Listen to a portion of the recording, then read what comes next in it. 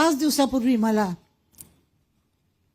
राज ठाकरेंचा phone आला आणि त्यांनी मला सांगितलं की ते एकदम म्हणजे असे उत्साहात होते, फार उत्साहात होते ते. आणि ते मला म्हणाले की आशाताई म्हटलं काय. त्यांचा तो आवाज ना एकदम घोगरा आणि घरगरीत तो ठाकरे आवाज. त्या आवाजात त्यांनी म्हटलं, आशाताई मला तुम्ही 27 तारखेला काही झालं तरी संध्याकाळी 6 वाजता हव्यात. 60 वर्ष उशीर झाला बरं का.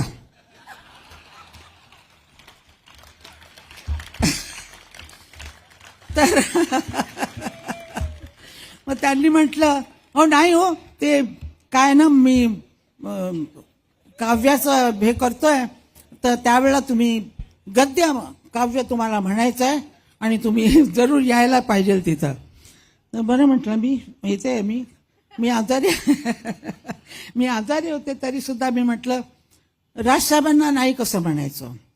ज्या माणसांनी माझ्या बंगल्यामध्ये एका दिवसात एवढी मोठी शिवाची पिंडी आणून बसवली त्या माणसाला मी काय नाही म्हणू.